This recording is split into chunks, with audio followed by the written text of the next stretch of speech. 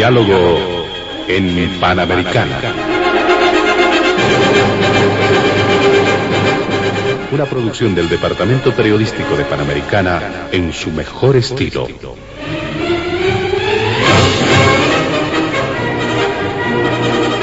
Entrevistas exclusivas sobre temas que crean expectativa general.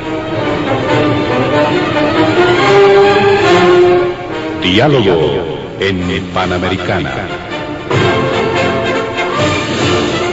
Los sábados al mediodía y cada domingo a las 8 de la mañana. Quedan ustedes con el staff de periodistas de Radio Panamericana.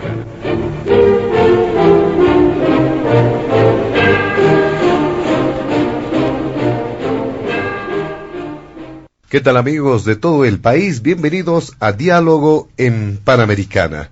Y este fin de semana vamos a realizar el tratamiento de varios temas que son considerados parte de la agenda informativa que genera mayor polémica, mayor reflexión, mayor expectativa en la ciudadanía. ¿Qué pasa con el curso del proceso electoral? Esto tras difusión de recientes encuestas y los posibles efectos que puedan tener a estas en la preferencia electoral, el impacto que tendrá en la ciudadanía. Existen distintos elementos colaterales que se han presentado, la valoración de las distintas fuerzas políticas en torno precisamente a esta temática general. Este primer punto está agendado en Diálogo en Panamericana. El segundo tiene que ver con la configuración de la política latinoamericana tras lo ocurrido en Argentina con esas primarias que se han registrado. Dicen muchos, es una señal importante que habrá que leer adecuadamente porque tiene bastante que ver con el impacto que se juega también a nivel de los países latinoamericanos en nuestro país. Y finalmente el tercer punto se vincula con la situación de la salud en nuestro país a propósito de recientes hechos como los anuncios de paro de actividades de parte del sector médico y también respecto a lo que supone el avance del Sistema Único de Salud. Estos tres puntos están agendados en Diálogo en Panamericana. Nuestros invitados especiales del fin de semana se encuentran en los estudios de la emisora el presidente de la Cámara de Diputados, Víctor Borda. También se encuentra con nosotros don Carlos Bert como analista, investigador y ex autoridad de Estado. Y finalmente le damos la bienvenida a don Joshua Bellot. Él es analista orureño, profesional, docente universitario, economista de profesión y también realiza análisis político. Le damos la bienvenida por su primera participación en Diálogo en Panamericana. Junto a ellos estaremos desarrollando la agenda de Diálogo en Panamericana junto a mi compañera de trabajo Leticia Benavente, quien les habla José Luis Flores. Antes de iniciar las primeras consultas en el programa, vamos a solicitarles a nuestros amables invitados del fin de semana evitar emitir cualquier criterio que sea considerado de racismo o discriminación en el marco de las normas vigentes en nuestro país. Pero además, en el ímpetu, en la necesidad de que el programa cuente con el suficiente tiempo para el tratamiento de los distintos temas asignados, vamos a darle proporcionalidad a estos temas y obviamente vamos a realizar de alguna forma el corte correspondiente. Vamos a limitar nuestra participación para tener mayor agilidad en el tratamiento de los distintos temas. Leticia.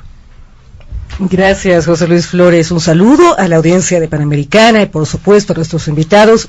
Hoy sin duda tenemos un panel de lujo para abordar estos temas tan importantes. Vamos a entrar ya en materia desarrollando la agenda. En el primer aspecto, el primer punto a abordar, el curso del proceso electoral tras la difusión de recientes encuestas y sus posibles efectos. Si bien hay varios temas para comentar acerca de este panorama, este escenario electoral en nuestro país, las encuestas, los datos que han arrojado algunos estudios en los últimos días han generado reacciones. Recordemos que este sondeo, según un estudio del presidente Morales, obtiene el 39,1% de la intención de voto y se ubica por encima de Mesa, que suma 22%, mientras en tercer puesto estaría Óscar Ortiz de Bolivia, dice no, que obtiene un 9,5%. Diferentes reacciones, en cierto modo coincidiría esta visión desde el oficialismo principalmente, de que esto muestra una tendencia, y por ello le vamos a consultar el criterio correspondiente al presidente de la Cámara de Diputados, el diputado Víctor Borda. Presidente, bienvenido, lo escuchamos. ¿Cuál es su opinión sobre este particular? Buenos días, José Luis, Leticia. Un saludo cordial a nuestros panelistas, Carlos Ver, Joshua Bellot. Por primera vez que estamos con Joshua Bellot, un placer. Y permítanme saludar también a todos los radioescuchas de Panamericana. Un día importante, Día de la Bandera, ¿no? Este día también, obviamente, importante, fundamental, un acto de reivindicación cívico. Muy concreto, tenemos acá las encuestas, una evaluación cronológica. En junio nos hicieron creer al pueblo boliviano que la preferencia electoral de Carlos Mesa sobrepasaba inclusive la preferencia electoral de Carlos Mesa. Una encuesta divulgaba que supuestamente Mesa obtendría un 35% y Evo Morales un 34%. Inclusive esa encuesta ha sido difundida por Página 7. Posteriormente hay otra encuesta realizada el 21 de julio del 2019 por el equipo CIES Mori para el periódico El Deber, donde establece que Evo Morales recibiría el apoyo electoral del 37% y Carlos Mesa 26% y Ortiz 9%. Posteriormente hay otra encuesta del 4 de agosto donde establece que Evo Morales, realizada por Correo del Sur, Página 7, obtendría un 35% de preferencia electoral y Carlos Mesa 27% y Ortiz 11%. Hay simplemente una variación de 2 puntos en relación de la primera encuesta realizada con la anterior.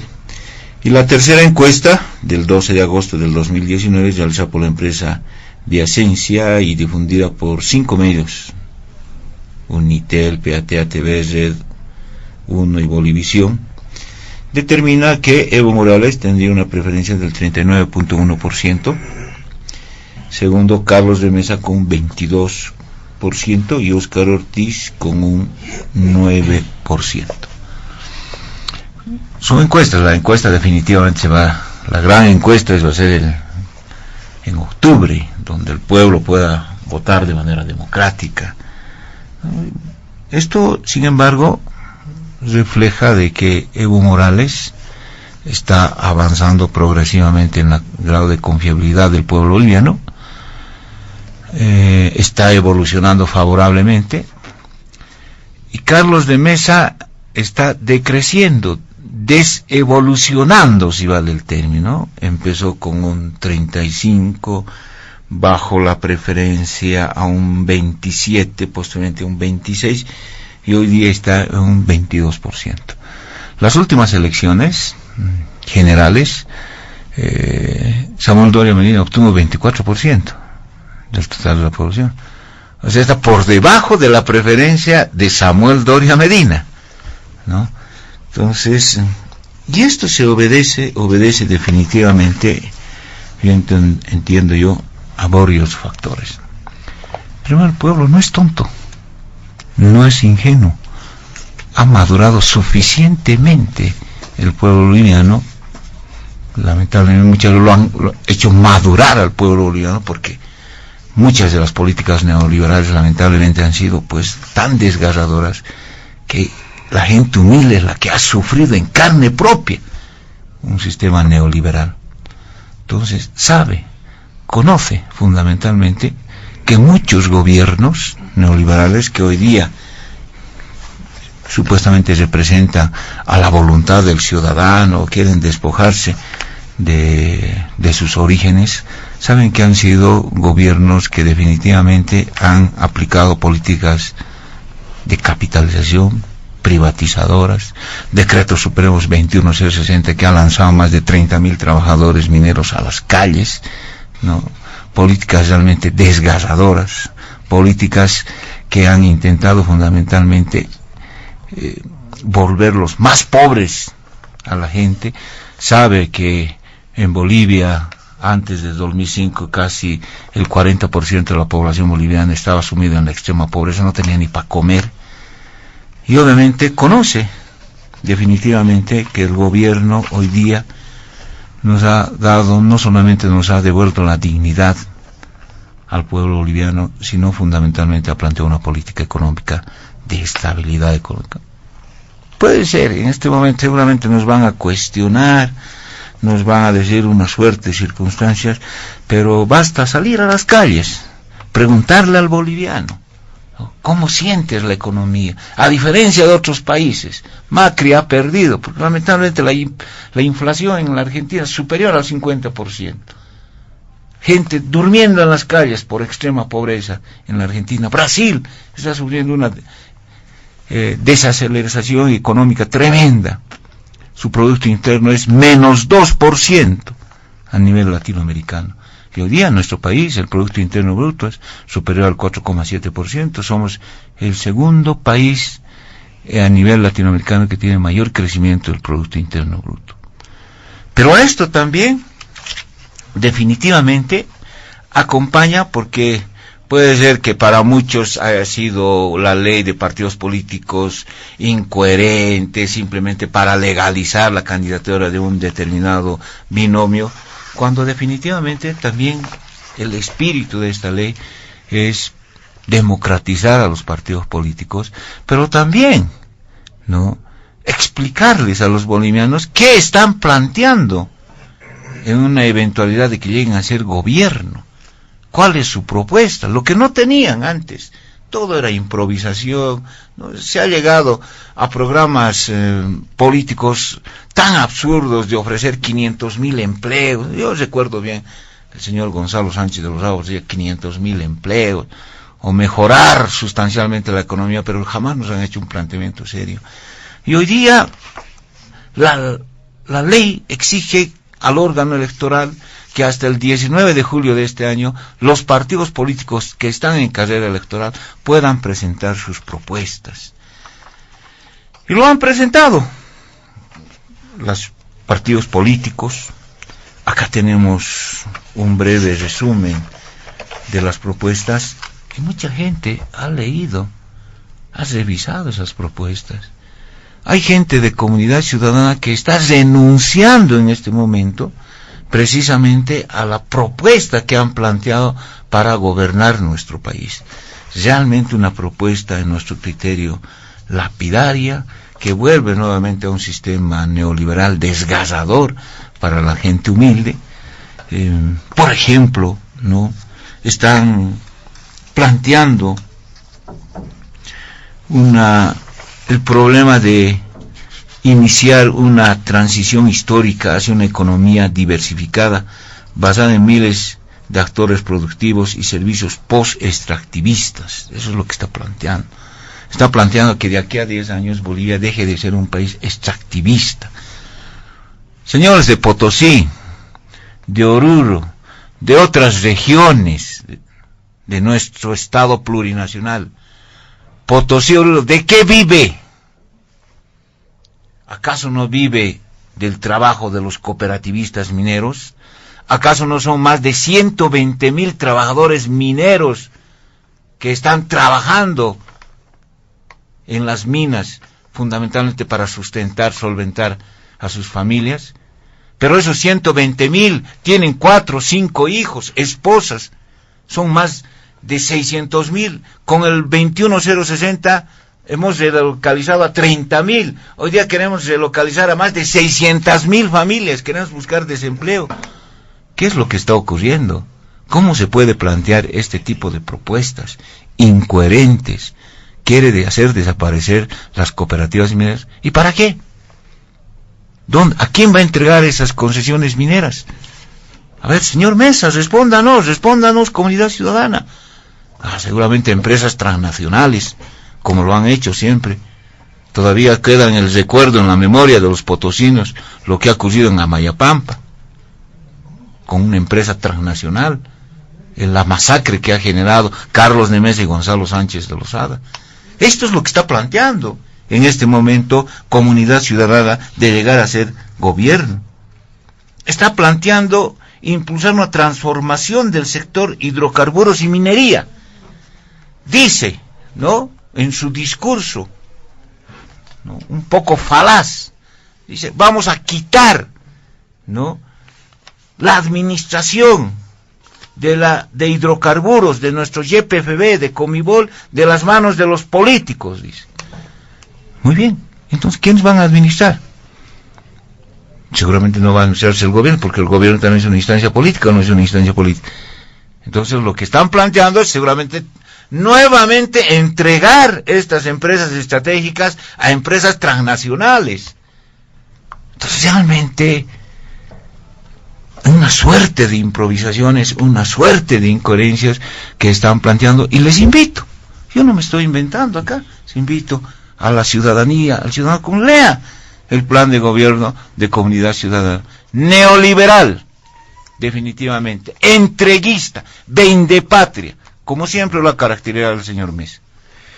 Muy bien, en este primer punto, don Carlos Bertes, sin duda que al momento de formular las valoraciones respecto al proceso electoral, se van incorporando cada vez más elementos nuevos, es más dinámica la situación, más aún tomando en cuenta lo ocurrido tras las fiestas patrias, algunos criterios, encuestas de por medio y la respuesta, la actitud que están asumiendo las distintas fuerzas políticas. Un cordial saludo, Leticia y José Luis, a nombre de todo el equipo de Panamericana. Gracias por esta nueva oportunidad de intervenir en este diálogo. Un cordial saludo a diputado Víctor Borda, presidente de la Cámara de Diputados, y a Joshua Bellot, joven profesional que ahora nos acompaña. Naturalmente, un abrazo fuerte a toda la audiencia que nos escuchan dentro y fuera del territorio del país. Como ya Víctor ha saludado, el 17 de agosto entro en materia directamente. A ver, las encuestas deben ser vistas siempre como meras fotografías y por tanto estáticas de momentos particulares de un proceso altamente dinámico y cambiante. O sea, quien quiera casarse con una encuesta está perdido. Son fotos que van a ir cambiando conforme el proceso dinámico avanza. Proceso en el que, empero, operan tendencias. Yo identifico en esta coyuntura o en este proceso electoral dos tendencias que no son solo eso, pero no más de eso tampoco, ¿ya? Primera tendencia, en torno al 21F y el triunfo del voto por el no a la reforma del 168 de la Constitución, se articula una mayoría democrática en el país que busca el cambio, la transferencia de los órganos de poder entre las personas para evitar su monopolio.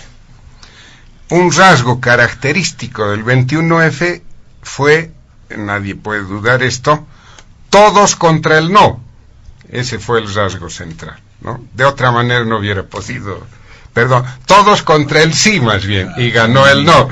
Todos contra el sí, y ganó el no. De otra manera no podía triunfar el no. Y la segunda tendencia es evidente, el descrédito y el debilitamiento de Evo Morales Ayma, ¿no?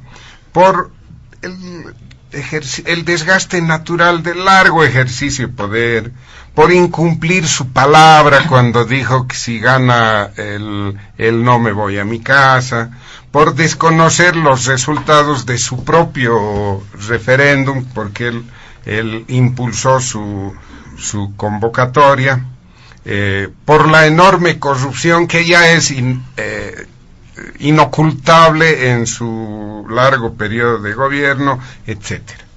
O sea, es evidente.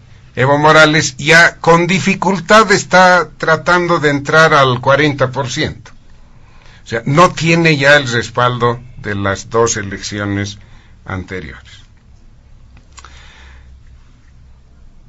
En el marco de estas dos tendencias, hay que afirmar además que los niveles de aceptación de los candidatos no reflejan sino los resultados de estos dos factores, de las tendencias y de los aciertos y errores de cada candidato.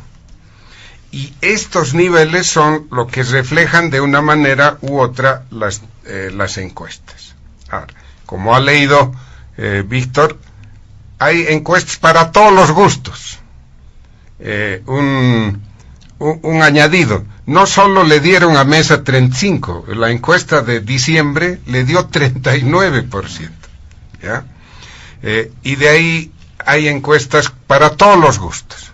Lo recomendable para un análisis cauteloso es más o menos calcular un estadístico de tendencia central, una media, una mediana, entre todos estos valores, y así podemos hacer las siguientes afirmaciones. Mire, Evo Morales Ayma, en todas las encuestas, más o menos ubicándonos al medio, parece estar ubicado hoy, a 2 meses de las elecciones, entre el 35 y el 39%, que es lo más alto que le ha dado la última encuesta, ¿no? 39.1. Se demuestra, por lo tanto, la tendencia que he anotado. Evo Morales parece no tener ya el respaldo de las elecciones anteriores. No puede quitarse, la acusación es permanente y no va a cesar. No puede quitarse lo inconstitucional de su postulación. No va a poder evitar eso. No puede ocultar el uso y abuso de los recursos públicos en su provecho. Eso lo estamos viendo todos. En extremos ridículos, ¿no? Como el ir del Palacio al Alto en el helicóptero, en fin, ¿no? Eso ya es de conocimiento público. No obstante, el MAS, Evo Morales y su partido, representan la organización política más amplia del país. Están presentes en todo el territorio nacional, y ese es un factor muy importante para la campaña. Y el otro elemento que no debe perder de vista la oposición es el prebendalismo profundizado, vigorizado, que lleva a la práctica en estos 13 años Evo Morales. Y el prebendalismo tiene efectos electorales. ¿Qué pasa con Carlos Mesa? Con el mismo procedimiento, Carlos Mesa parece estar ubicado entre el 22 y el 27%. Cautelosamente, digamos 25%. Ese parece ser su nivel. ¿Por qué? Porque se encuentra en un nivel tan bajo, porque es un nivel bajo. Si le prestamos atención a las primeras encuestas, aunque repito, nunca debemos casarnos con una encuesta. ¿Por qué? He anotado algunos factores, como ven, tengo apuntes a mano, pero no tuve tiempo a trabajar más detenido. Primero, Carlos Mesa y su equipo le mostraron al país un triunfalismo infundado. Un triunfalismo que derivó rápidamente en una suerte de mesianismo en el candidato de Comunidad Ciudadana, alimentado por los rasgos personales del candidato, ¿no? Un segundo factor fue una lectura errada de la realidad que realizó el equipo íntimo alrededor de Carlos Mesa. Ellos llegaron pronto a la conclusión, parece, que Evo Morales ya está derrotado, que el universo entero adora a Carlos Mesa. Por lo tanto, no necesitan de alianzas, llegaron a la conclusión y que estaban preparándose para gobernar con solo su equipo. Esa fue la postura que adoptaron, estoy hablando de hace 3-4 meses, inmediatamente después de las primarias.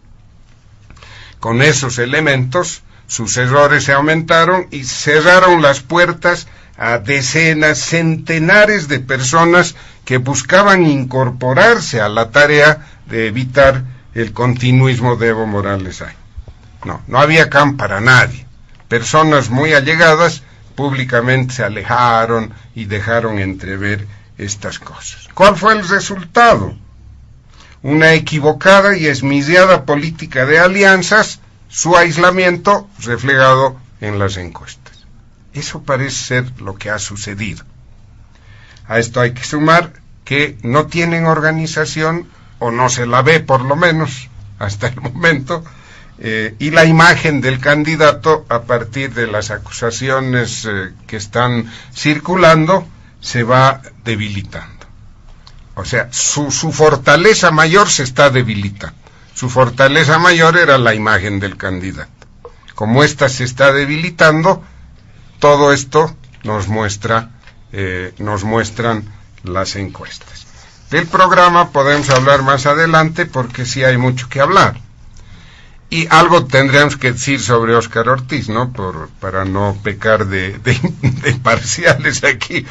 A ver, Óscar Ortiz, con el mismo método, parece estar ubicado entre el 8 y el 11%. Lo más que le ha dado encuesta alguna creo que es 11,1, 11,2. Arranca temprano Óscar Ortiz en su campaña, lo que le permite impetuosamente acercarse al 10%. Pero en estos varios meses de campaña no logró, manifiestamente esto está claro, no logró evitar su adscripción regional. No ha podido hasta ahora, Bolivia dice no, la Alianza Bolivia dice no, proyectar una imagen nacional. Y lo que es peor, revisando sus listas de candidatos y candidatas, estas listas parecen revelar que o no pudieron también por su lado implementar una política de alianzas que les ayude a trascender esa adscripción regional, o peor aún, no quisieron hacerlo, ¿no? Cuando uno revisa sus listas se da cuenta que en los primeros lugares en Occidente están personas que no convocan mayormente la preferencia electoral. Entonces, ¿cómo van a romper la adscripción regional? Yo veo por este lado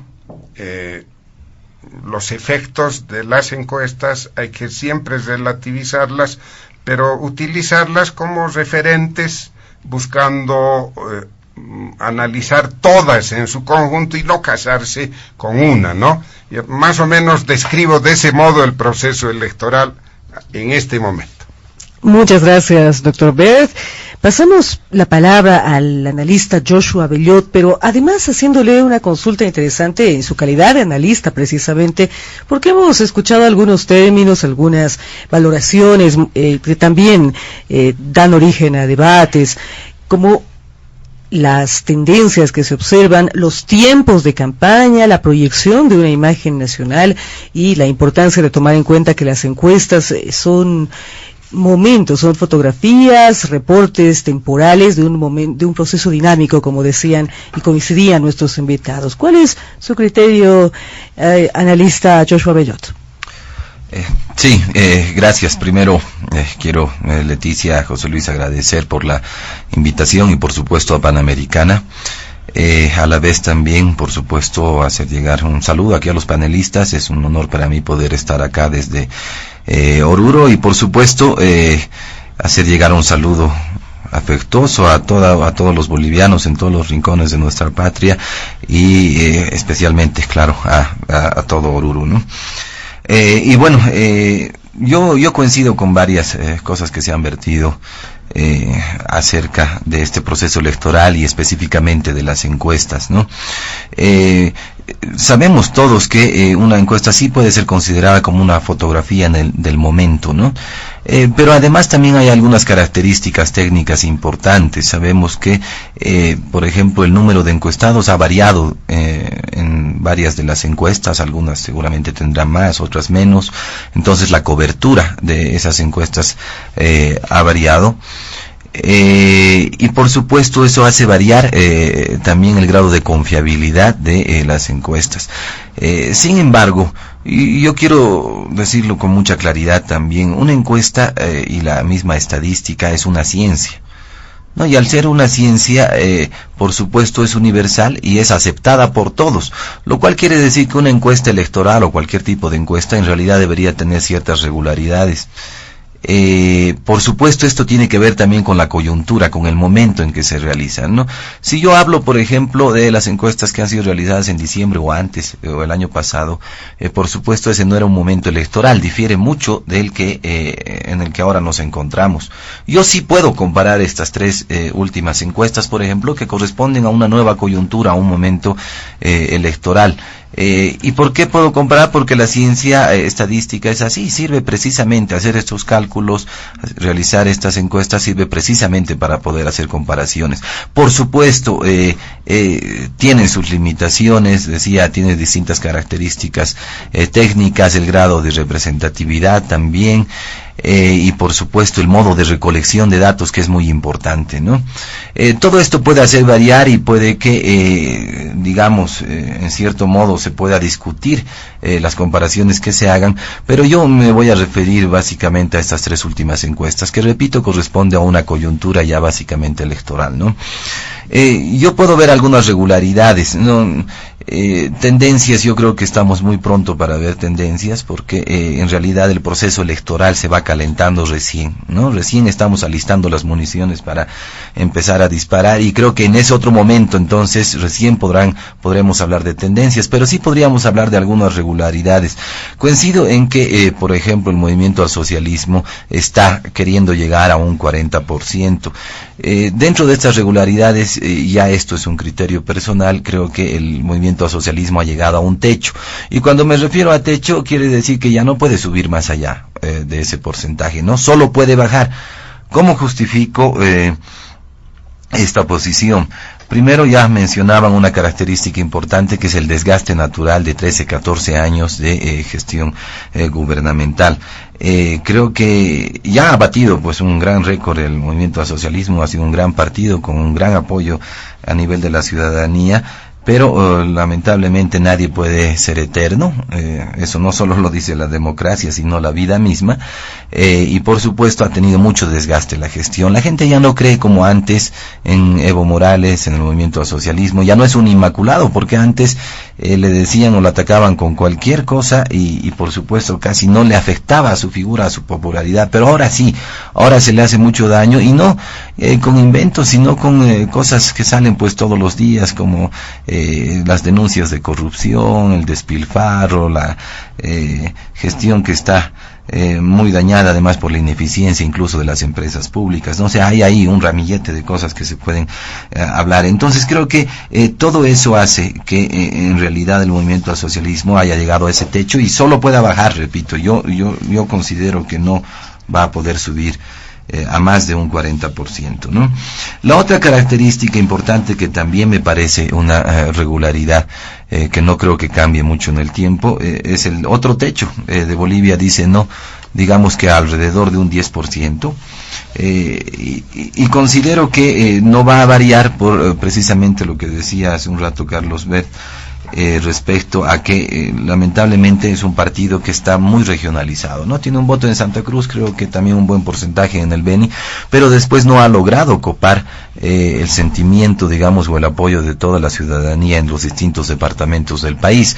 Y eso ya es difícil, ¿no? Empezar a repuntar en el occidente, creo que le va a ser muy, muy difícil a Bolivia. Dice, no, y a Ortiz, y por eso creo que ha llegado también a un techo, ¿no? Y la otra regularidad que a mí me parece sumamente importante es también ese porcentaje de indecisos, digamos en el rango de 20 a 24% dentro de estas 3 últimas encuestas. Y creo que es importante hacer el análisis sobre esos indecisos, ¿no?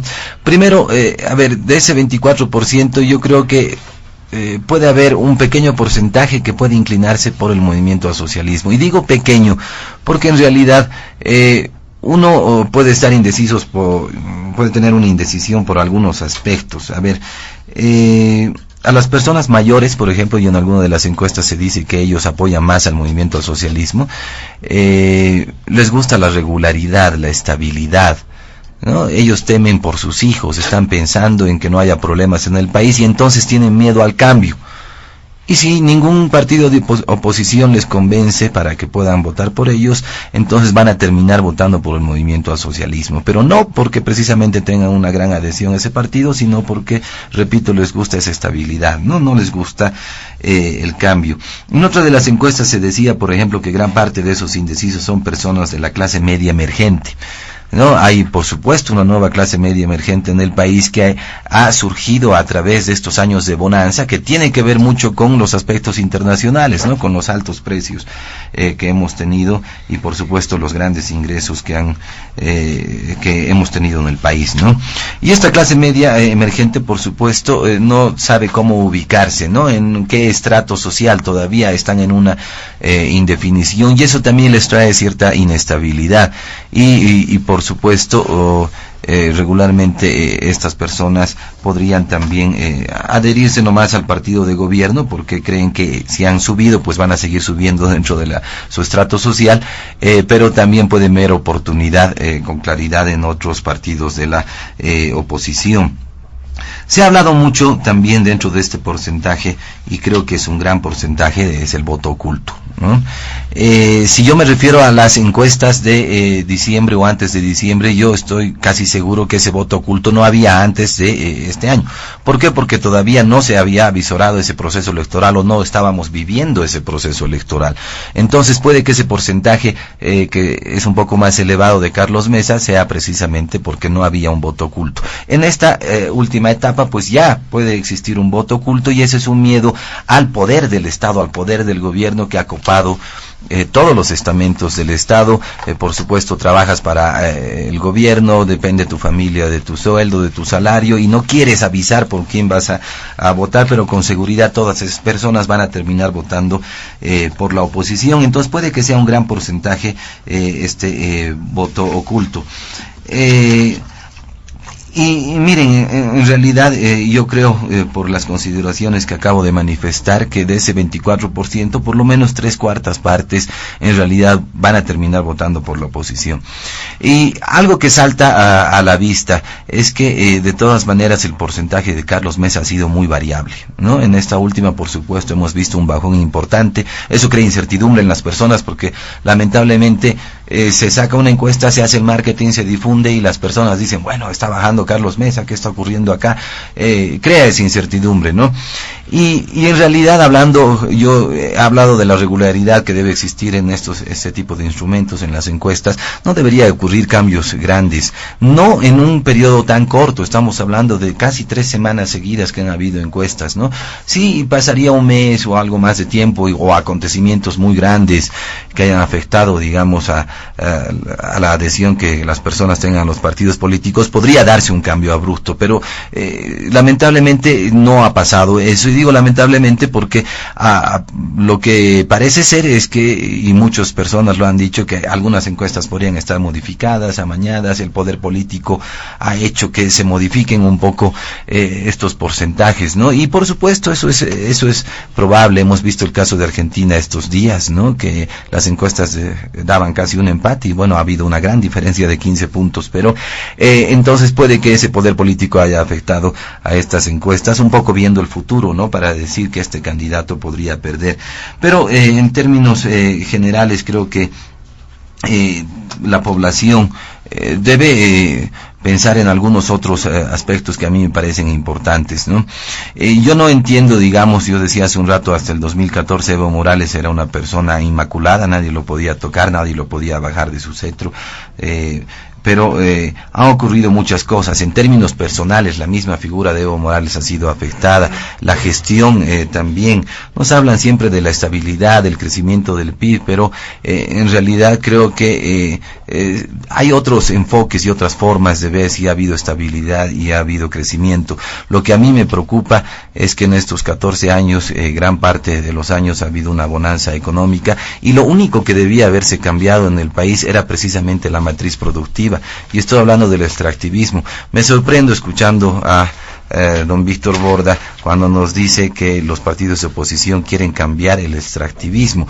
Por supuesto, queremos cambiar el extractivismo todos los bolivianos desde hace muchos años, porque hemos visto que una economía dependiente a las materias primas pues se cae en cualquier momento. Ya nos ha pasado, y no solo le ha pasado a Bolivia, sino también le han pasado a muchos países, ¿no? Entonces, más bien lo que debemos propender, por supuesto, es a cambiar esa matriz productiva, no dedicándonos solo al extractivismo, solo a las materias primas, sino también a un conjunto, a una variedad de productos. Hacía mención a la minería, con esto redondeo la idea.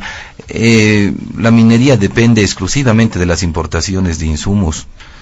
O sea, ni siquiera como país en este tiempo habíamos podido producir esos insumos para la minería. Si hubiéramos hecho eso, la minería hubiera incluso bajado, o podíamos tender a bajar los costos. Huanuni en este momento se está por morir, ¿no? Ya estaba en pérdidas grandes, su punto de equilibrio está por encima de los $10 la libra fina, y entonces yo creo que este año ya va a haber muchos problemas, y al año precisamente, o menos, ya va a haber un quiebre de la empresa. Entonces no se ha hecho lo que se debía hacer, o lo más importante, que era diversificar la economía. Muy bien, vamos a realizar una segunda ronda, pero en función de la insinuación del inicio del programa, que habíamos recomendado agilizar nuestra participación, vamos a ceder para realizar algunas puntualizaciones, algunas ideas, una nueva ronda, pero muy corta, por favor, a lo sumo 3-4 minutos por participación. Presidente Víctor Borda. Repito, si bien es cierto que las encuestas son fotografías del momento, puede cambiar una coyuntura, pero definitivamente entiendo yo que marca algunas tendencias.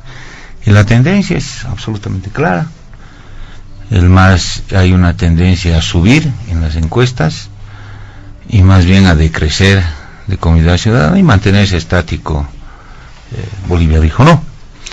Las encuestas a Bolivia dijo no simplemente le dan un nivel de popularidad en Santa Cruz y Beni, prácticamente. En los otros departamentos no tiene ni representación, no llega ni al 2 o 3% de la aceptación del ciudadano, ¿no? Hay que leer muy bien los programas políticos. Yo había mencionado fundamentalmente esto. Aquí conoce el compañero Joshua que ni en Alemania, por ejemplo, siendo un país excesivamente, altamente industrializado, ha dejado de ser un país extractivista. Alemania básicamente vive, por ejemplo, de la explotación del carbón, ¿no? Y no por eso, obviamente, ha cerrado las cooperativas, etcétera, la gente que se dedica a la explotación del carbón, ¿no? Ellos todavía están extrayendo materia prima, ¿no? Entonces, lo que nos preocupa es que definitivamente se aplican políticas neoliberales como el 21060, ustedes saben, los han sacado de las minas, de los grandes centros de producción minero, a nuestros mineros, trabajadores mineros, y los han entregado varias de las concesiones a empresas transnacionales. Estas concesiones, ¿no? Fruto de ello es pues Manquiri, fruto de ello es las grandes concesiones en Porco. ¿A quién ha entregado Porco? Cerro Rico. ¿Acaso no se ha adjudicado Gonzalo Sánchez de Lozada? ¿Qué nos han dado? ¿Qué nos han hecho creer Gonzalo Sánchez de Lozada, Carlos de Mesa, por ejemplo, para aplicar políticas de privatización y capitalización? Los bolivianos somos malos administradores, ¿no? jamás el Estado puede administrar porque es corrupto. Ese es siempre el criterio. Y con eso hemos entregado nuestras empresas estratégicas a manos de las empresas transnacionales.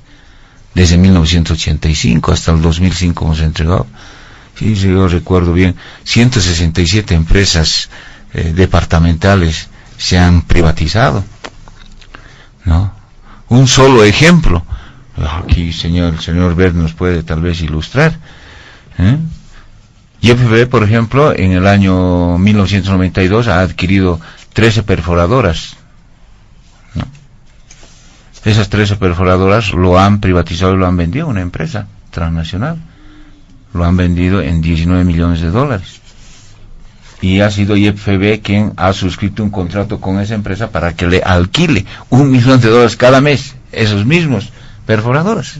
Así el proceso. O el proceso de capitalización del AI. Ustedes saben, los potosinos recordaron, el primer departamento que teníamos nosotros habían sido el AI, sí, Potosí. Eso han comprado en más de $600 millones. ¿En cuánto lo han vendido? A precio de gallina muerta. Entonces, yo temo eso. Y muchos bolivianos tienen que temer. La política que está planteando Carlos de Mesa, discúlpeme, definitivamente es retroceder a las políticas neoliberales, vender nuevamente nuestros recursos naturales y nuestras empresas estratégicas. Yo estaba hace 2 días atrás en el teleférico y una persona mayorcita dice, ¿qué harán si entran los gobiernos neoliberales? ¿Qué va a hacer de nuestro teleférico?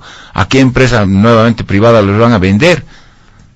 Entonces, ese es el temor que tiene el ciudadano común. Gracias al presidente de la Cámara de Diputados, don Víctor Borda. Pasamos con usted, doctor Carlos Bert, sobre este tema del proceso electoral, pero también haciendo énfasis en este punto de las tendencias, y es pronto para definirlas, y la variabilidad, la susceptibilidad a que se pueda convencer a este segmento de la población que muchos apuntan como importante, que son por ahora los indecisos. Estamos a 2 meses del día de las elecciones, ¿no? Con un día, 2 días más, 2 meses, y eso en un proceso electoral aquí y en cualquier país del mundo es poco o puede ser mucho. Se convierte en un tiempo infinito cuando en esos 2 meses suceden cuestiones excepcionales que cambian las tendencias. Si no sucede eso, 2 meses es nada. Me temo que estamos en este segundo escenario y no en el de esperar algo excepcional. Aunque don Carlos Mesa debería esforzarse porque algo excepcional suceda que le ayude a cambiar su situación. De manera que en estos 2 meses me temo que las tendencias van a continuar como están hasta ahora, porque voy a dar un dato que muy poca gente lo ha estudiado. Sin lugar a dudas el equipo de Comunidad Ciudadana no lo ha reparado, no le han prestado atención. A ver, el 21F ganó el no.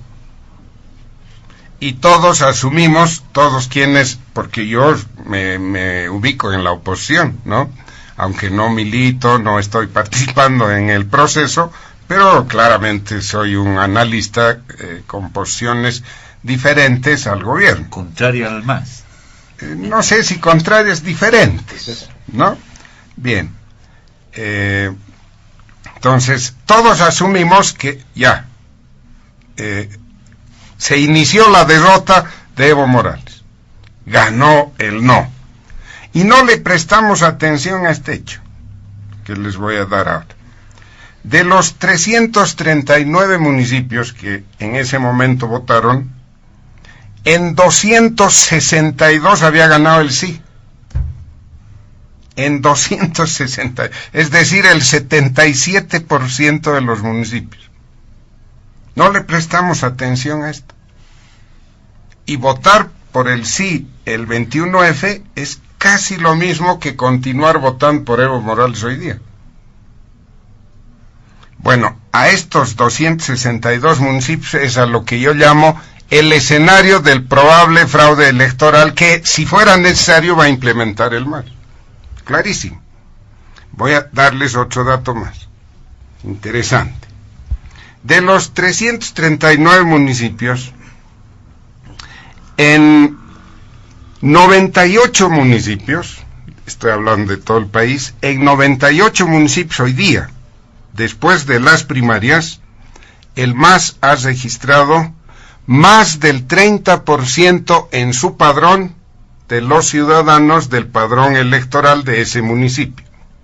Es decir, que en 98 municipios, 1 de cada 3 ciudadanos inscritos en el padrón electoral, además figuran en el padrón del MAS.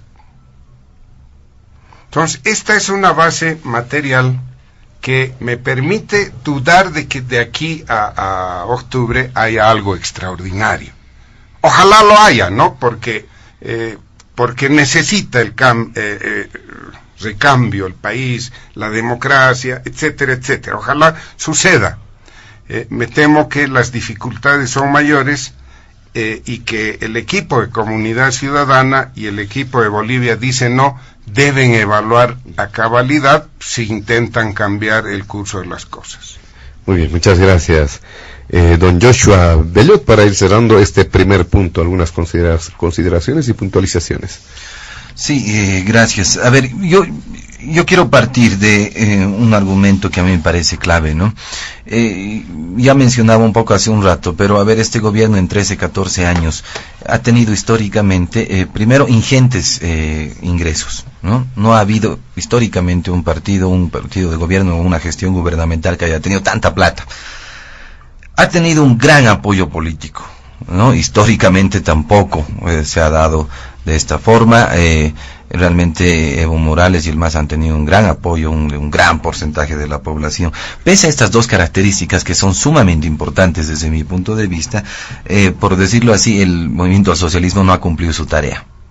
No, porque hay muchas cosas que podemos decir que están mal en el país. Hablaban del crecimiento, todos los del oficialismo hablan del crecimiento, ¿no? Del primero, segundo en Latinoamérica.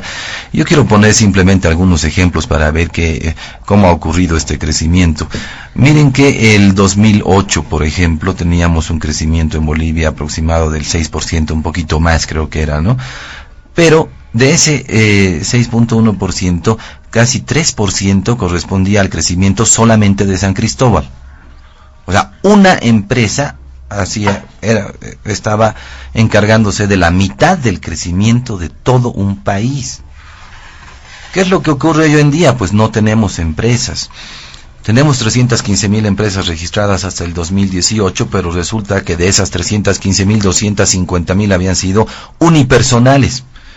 Entonces tenemos 75.000 empresas nada más en el país, más unas 60 o un poco más estatales.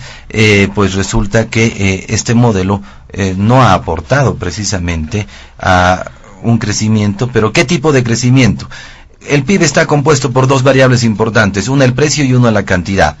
Si solamente crecemos a través del precio, como se ha dado estos últimos años, gracias al boom de las materias primas a nivel internacional y todo esto, nos encontramos que estamos bien hasta que ha subido los precios, pero cuando bajan, resulta que la producción no había aumentado de manera importante, pese a que ha habido grandes ganancias en todos los empresarios, ¿no? Entonces, este crecimiento puede darse de dos formas, decía, por el precio o por la cantidad, pero esa cantidad puede corresponder también a 10 empresas o puede corresponder a 2.000, a 3.000, a 4.000, a 5.000 o más empresas. Lo ideal es que en el país o en cualquier país haya muchas empresas. Si nosotros hacemos una estadística y la comparamos con los otros países, resulta que Bolivia, por ejemplo, había tenido 6 empresas cada 1.000 habitantes.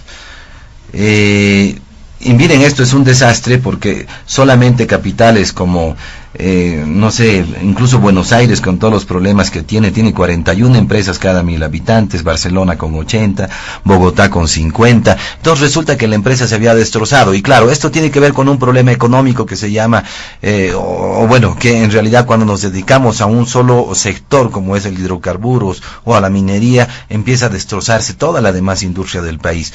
Recordemos que de la industria y de las empresas depende el empleo. Entonces, este crecimiento que hemos tenido en Bolivia ha sido un crecimiento de una pequeña oligarquía. Estamos hablando de unas cuantas empresas que se encargan de ese crecimiento. Por eso que en realidad las personas de a pie, los ciudadanos, no sienten ese crecimiento. Claro, nos han dicho hemos incentivado la demanda, cierto, se ha incentivado la demanda, y para que no haya inflación lo que se ha hecho, por ejemplo, es importar bienes de otros países. Entonces, eso ha hecho que las economías de nuestros países vecinos puedan crecer a costa de los bolivianos. ¿Y para qué han hecho eso? Para mantener esa estabilidad también en términos de precio. Entonces, todo parece armado de tal forma que sí se logra una estabilidad, sí hay un crecimiento, pero son demasiado discutibles. Yo quiero decirles una cosa, estamos, y tal vez lo voy a profundizar ya aprovechando el otro punto, estamos en un momento en que se deben tomar medidas, creo que todos coinciden. Si la economía ha sido un éxito, el mismo presidente de la CAF o expresidente de la CAF nos decía, hacía una comparación, ¿no?, del PIB per cápita, por ejemplo, por persona. Nos decía en Bolivia está más o menos en 7.800, es un PIB que se compara con todos los otros países, pero el promedio de Latinoamérica está en 16.000. Entonces, si el país ha vivido una bonanza, si ha habido crecimiento, si estamos bien, ¿cómo es posible que haya una brecha tan grande de, digamos, 8.000 a 16.000? Dólares el PIB per cápita?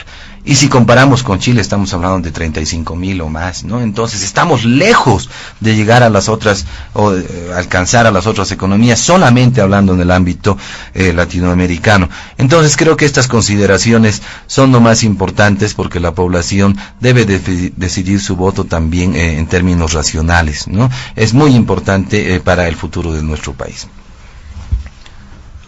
Gracias al analista Joshua Bellot por esas consideraciones sobre este punto, con el que, vamos a dar paso a otro aspecto agendado en Diálogo en Panamericana. Esta vez se relaciona con la política latinoamericana, desde luego las repercusiones tras las elecciones primarias en Argentina. Y levemente en la primera ronda se había hecho alusión justamente a ese tema. Una victoria que han considerado abrumadora del peronismo en las primarias argentinas, con Alberto Fernández, el candidato que consiguió más del 47% de los votos frente al 32% de Mauricio Macri, y tendría, según muchos, la presidencia al alcance de la mano, mostrando un cambio en la tendencia. ¿Cómo evaluar ese tema? ¿Qué impacto tendrá en nuestro país? Le consultamos al presidente de la Cámara de Diputados, Víctor Borda. Bueno, antes de referirme a las elecciones, aquí no nos vamos a convencer entre nosotros, pero creo que es importante que hablemos a la población boliviana con ejemplitos simples, ¿no?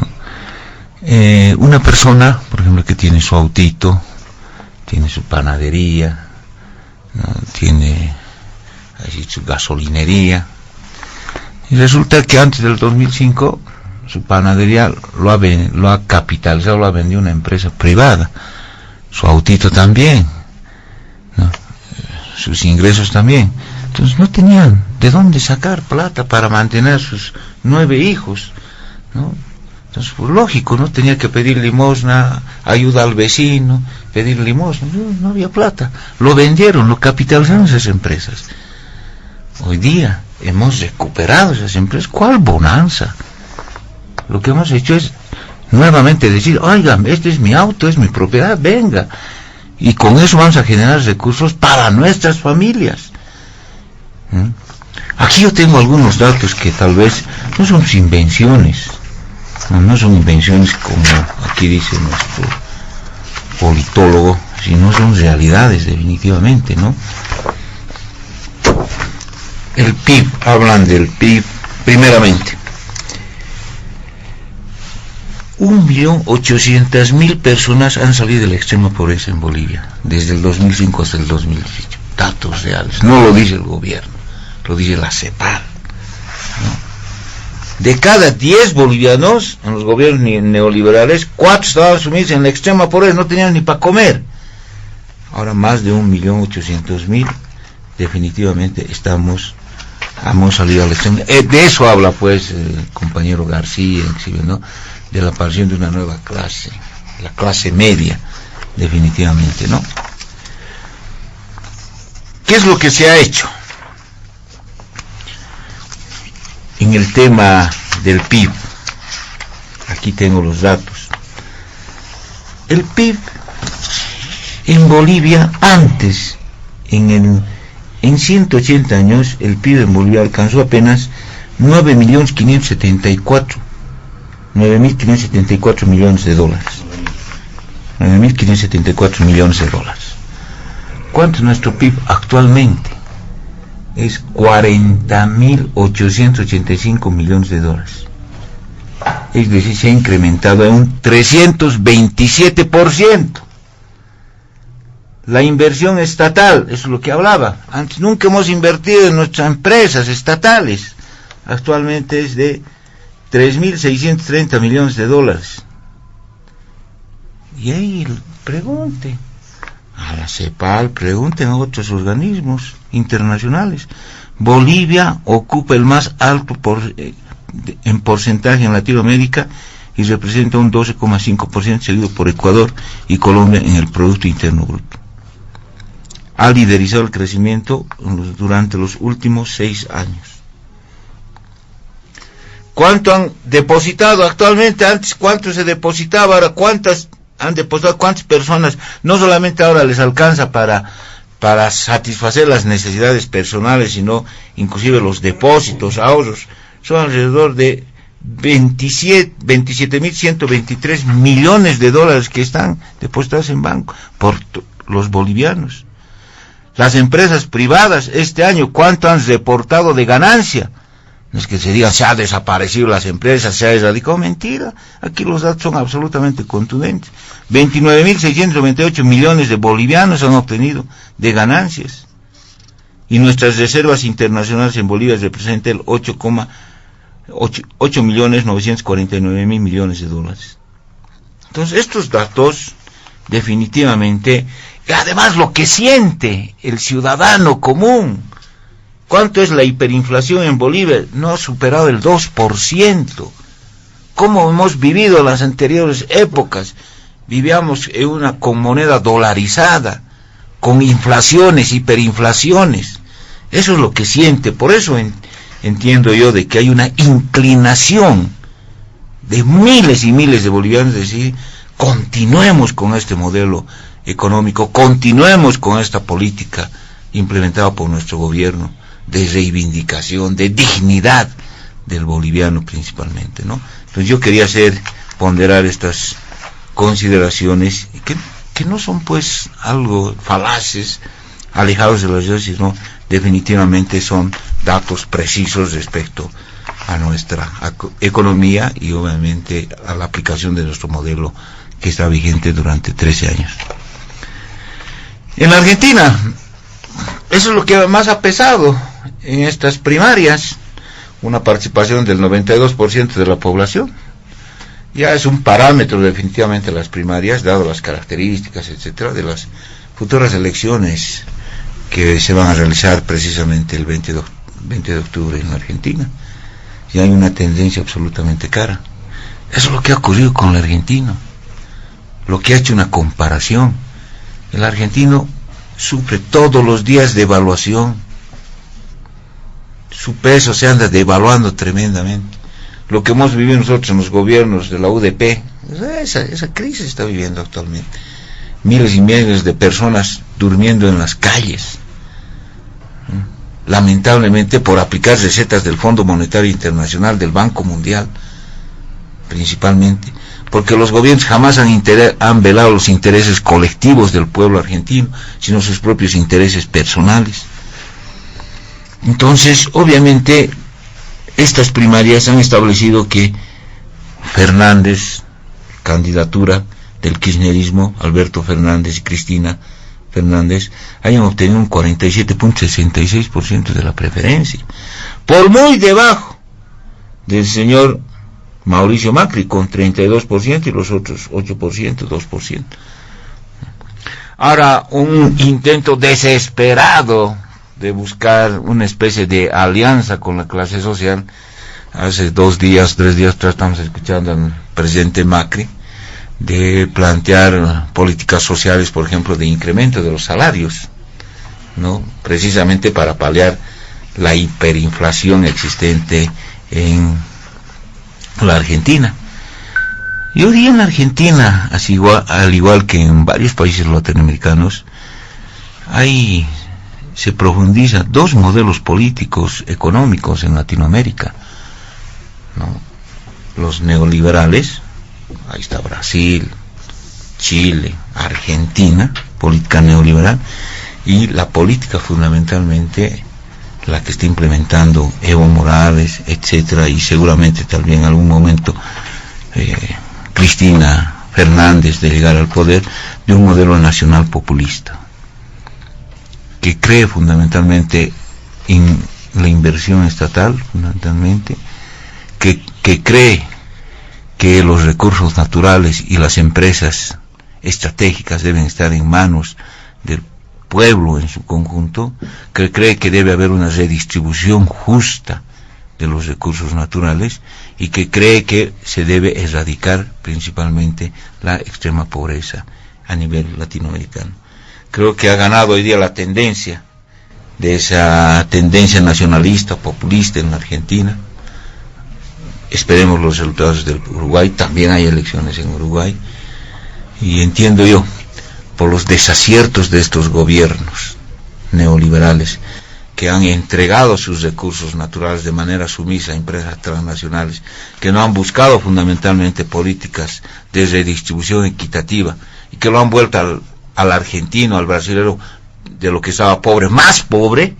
Obviamente esperamos de que definitivamente se pueda nuevamente restaurar una política de buscar el bienestar social, el bienestar colectivo, principalmente. En este segundo punto, don Carlos Bert, es oportuno, es adecuado mencionar que lo ocurrido en la Argentina con este suceso puede afectar, puede configurar aún esos equilibrios que se registran a nivel latinoamericano en materia de concepción y de adhesión político-ideológica, porque tomando en cuenta que hubo un auge, se decía en determinado momento, sobre el apoyo, adhesión al denominado socialismo del siglo XXI, eso ha retrocedido, pero ahora lo que está mostrando en Argentina es, de alguna forma en términos electorales, es como un elemento para tomar en cuenta que realmente pueden generarse aún novedades, sorpresas en el tema político. Es temprano opinar sobre esto porque hemos presenciado los resultados de las elecciones primarias solamente. Hay que esperar al día de las elecciones para tener una idea acabada de lo que va a suceder, ¿no? Yo quisiera más bien, por esta precariedad en el análisis, quisiera aprovechar para ligar el tema de la Argentina, no todavía al escenario continental, y sí más bien a Bolivia.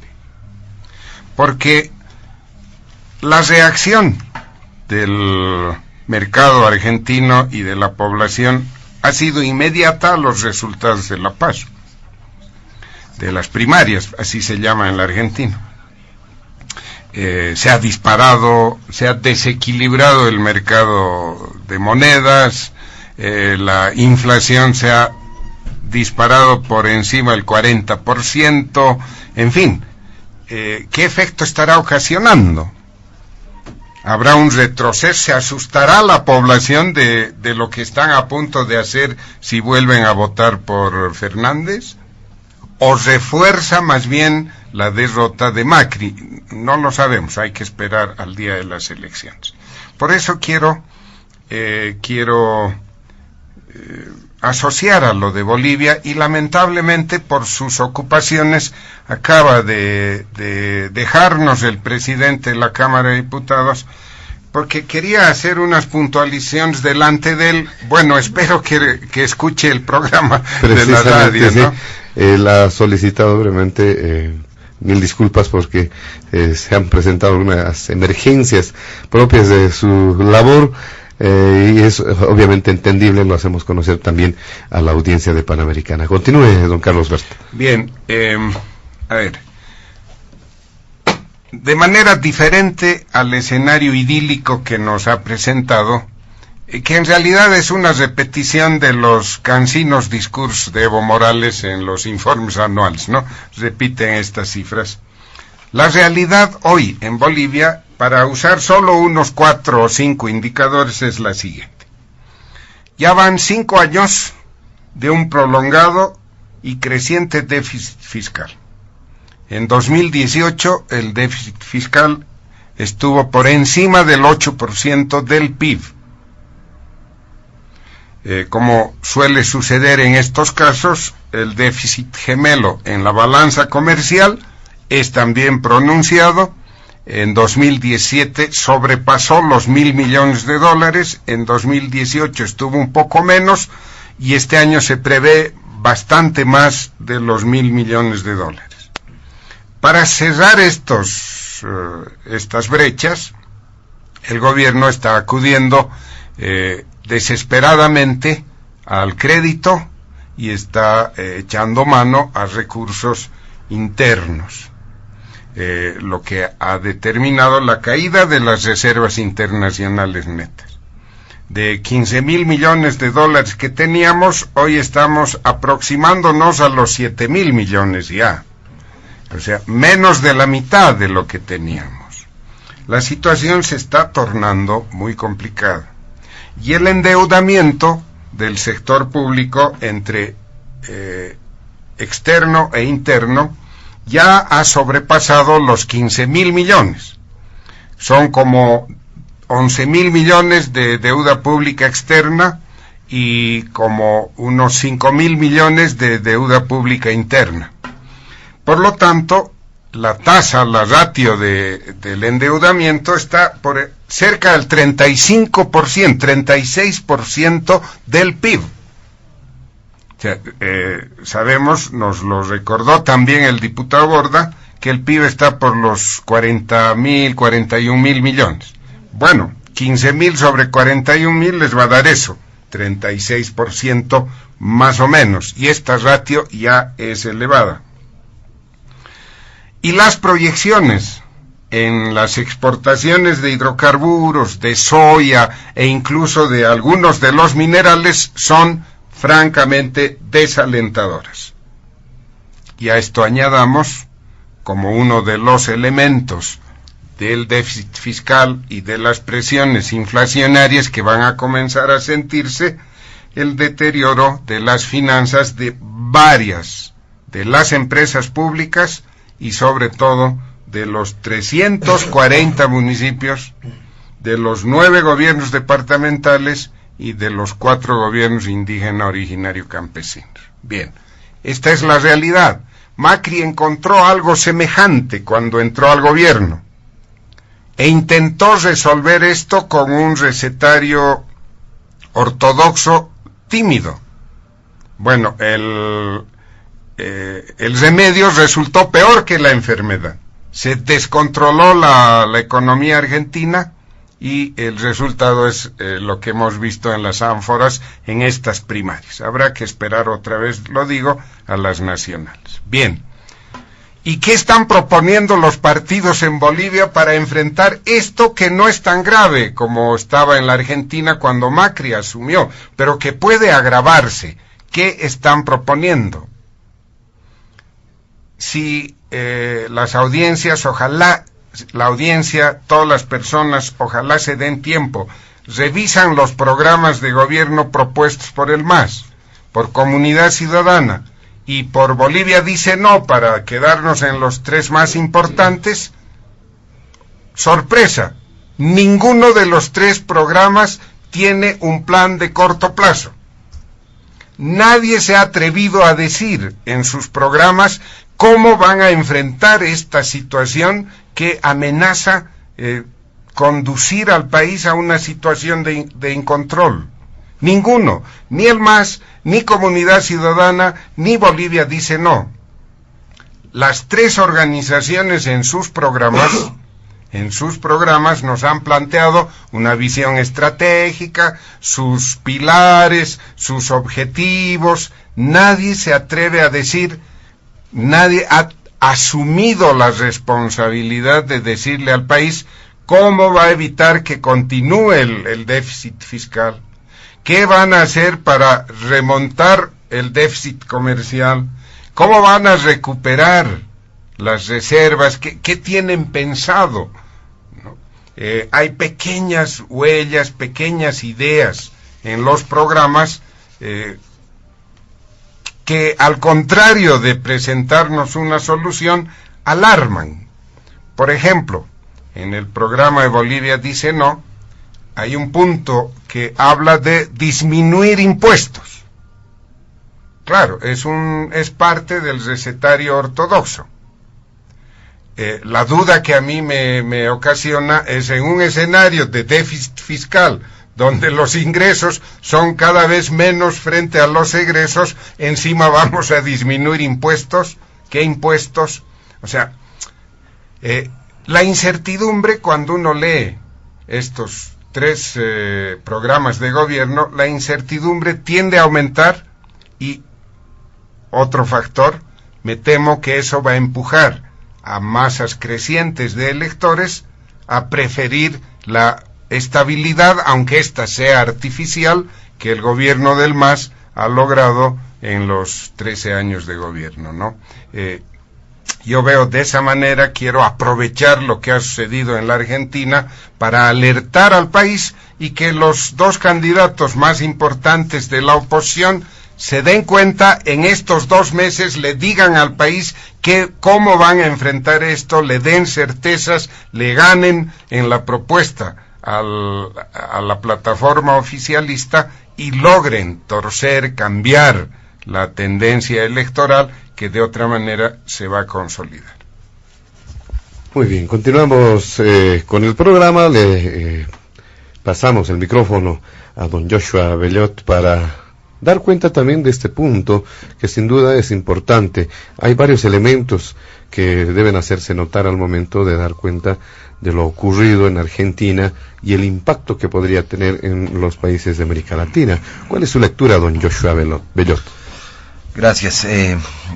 A ver, por supuesto, el analizarle una realidad muy próxima a la boliviana es sumamente importante, ¿no? Es un país vecino, tenemos, por supuesto, una relación de comercio muy fluida con Argentina, y claro, dentro del contexto latinoamericano o sudamericano, es un país importante, es un país grande, que puede determinar no solo en cuanto a manejo económico, sino también un poco en el ámbito político, ¿no? Y claro, cuando uno ve los resultados de las elecciones primarias en Argentina, bueno, dice, los argentinos quieren más populismo, ¿no? La vuelta del populismo. Pero debemos puntualizar algunas cosas en Argentina que han tenido un proceso prolongado, ¿no? Y esto tiene que ver mucho con la economía. Lamentablemente no ha habido un manejo adecuado. Miren, son 8 años de estancamiento económico que ha vivido Argentina. Algunas estadísticas hasta desastrosas nos dicen, por ejemplo, que 1 de cada 2 argentinos es pobre en la actualidad. Sí, el 52% de los jóvenes menores de 17 años, son pobres. La misma economía argentina no tiene en este momento la capacidad de crear empleo. Y miren que entre las propuestas de los candidatos, por ejemplo, nos decían que se debe elevar el consumo, ¿no? Pero se preguntaban y decían, ¿cómo vamos a elevar el consumo de las personas si la tasa de interés bancaria está en un 60%? Es una locura, ¿no? Sacar un crédito a un 60%, pues es básicamente inviable. Entonces el camino de Argentina en este momento está sumamente complicado, su futuro está sumamente difícil, independientemente de qué corriente política vaya a entrar al gobierno. Pero con claridad, repito, aparentemente en esta primaria han optado por la vuelta a un populismo, ¿no? Y por supuesto, como lo hizo también Carlos Vélez, es fácil, digamos, poder pensar en esa Argentina y pensar qué está ocurriendo con Bolivia, porque parece que los caminos son muy parecidos cuando hablamos de populismos, ¿no? Yo quiero decir de entrada, por ejemplo, que en muchos artículos en el Facebook, uno busca en el Internet, y nos dicen que los Kirchner en 12 años se han robado 120 mil millones de dólares. y lamentablemente esta corrupción había sido una característica muy parecida en todos los gobiernos populistas, y estoy hablando incluso en términos históricos. 120.000 millones de dólares, estamos hablando de 3 veces más el PIB anual de toda Bolivia, ¿no? Entonces, es una cifra, por supuesto, demasiado elevada para hablar de un robo, para hablar de corrupción. Y claro, muchos dicen el gran error de Macri es no haber metido a la cárcel a Cristina de Kirchner, porque si hay tantas, se le está siguiendo juicios, se advierte tanta corrupción, pues se debía hacer algo al respecto. Y lo cierto es que, por supuesto, si uno ha robado al país, si uno ha hecho daño a la economía, pues debe recibir un castigo, y regularmente eso se paga con la cárcel, ¿no? Yo quiero un poco, para empezar a hacer la comparación entre la economía boliviana y la argentina y ese proceso que estamos viviendo. El diputado Borda daba un ejemplo de que las personas tienen platita en el bolsillo, hablaba de su automóvil, no sé. Yo quiero poner otro ejemplo que ya lo dije varias veces en la prensa, por supuesto, en Oruro, no en La Paz, pero hay una diferencia que a mí me parece muy marcada entre la época anterior al gobierno de Evo Morales y este gobierno, ¿no? Yo me acuerdo, y bueno, no me acuerdo, sino que mis padres, por ejemplo, y nuestros padres en general, podían comprarse todos una casa, ¿no? Trabajaban toda la vida, por supuesto, se esforzaban, pero les alcanzaba en cierto momento para poder adquirir, para poder comprar un inmueble para la familia. Y claro, yo me preguntaba ahora, ¿cómo es en la actualidad? Miren, yo tengo 40 años y yo hacía los cálculos, no importa, incluso teniendo un buen sueldo, digamos, ¿no? 6.000, 7.000, 8.000, 9.000, no importa, 10.000 bolivianos. ¿Qué ocurre si yo trabajo 20, 30 años? ¿Podré ahorrar para comprar una casa? En Oruro un departamento está por encima de los $100.000. Si uno hace los cálculos teniendo en cuenta además que uno tiene una familia, que tiene hijos, digamos en promedio 2 a 3 hijos, resulta que trabajando 40 años de toda su vida, en la actualidad, esta generación no se puede comprar una casa, ¿no? Es casi imposible, tendrían que pasar 60, 70, 80 años para poder hacer esto, pero antes sí se podía. Entonces, ¿qué es lo que ha ocurrido en la economía? Algo debe andar mal si no podemos ni siquiera tener estabilidad, ni siquiera poder comprar un inmueble para nuestra familia, ¿no? Eso dejo un poco a criterio de la ciudadanía en general. Creo que es algo que distingue estas épocas, ¿no? ¿Qué es lo que ha ocurrido en el país? Hace rato hablábamos de extractivismo.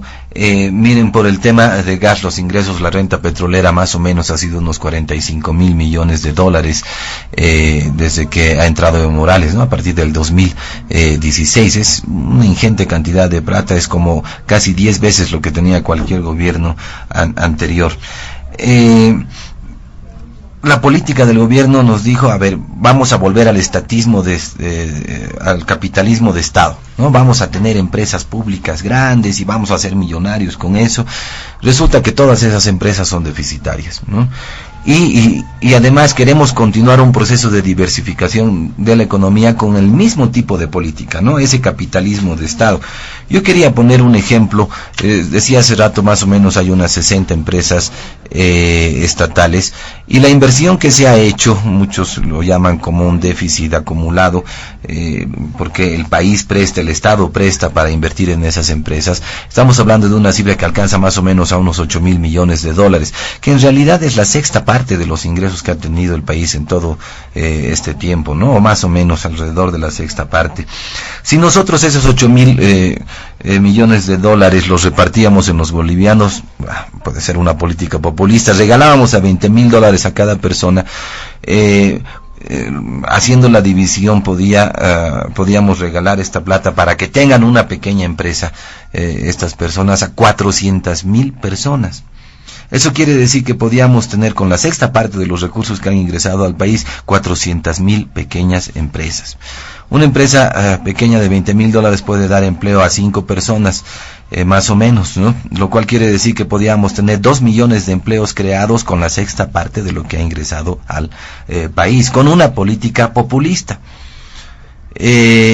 recordemos el número que di hace rato, hay 315.000 empresas en el país, entonces solo con esa sexta parte podíamos haber más que duplicado el número de empresas en el país y por supuesto con eso también el empleo.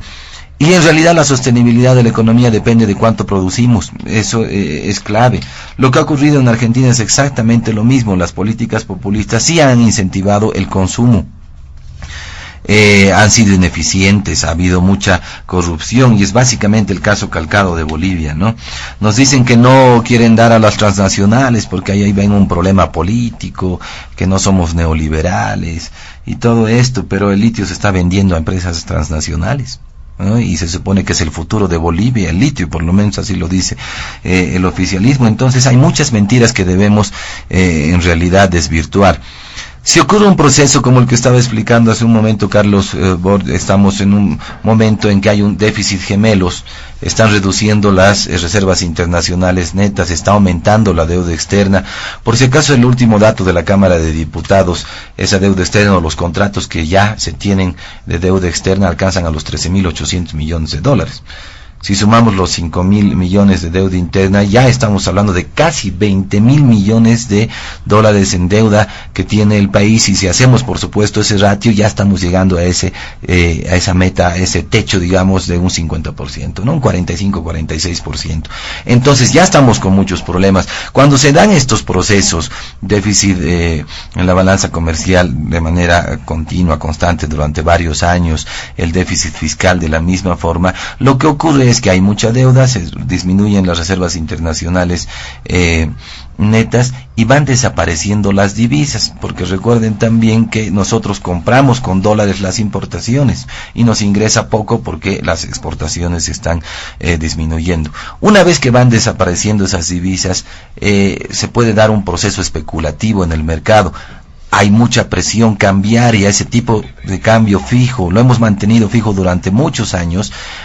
Primero nos ha hecho perder competitividad, pero dados estos problemas puede que haya una presión y se tenga que devaluar en cualquier momento la divisa. Eso nos ha ocurrido antes del 85, y cuando ese proceso se da y además se da un ataque especulativo, lo que ocurre es que empieza a subir el tipo de cambio, y ese tipo de cambio va jalando los precios.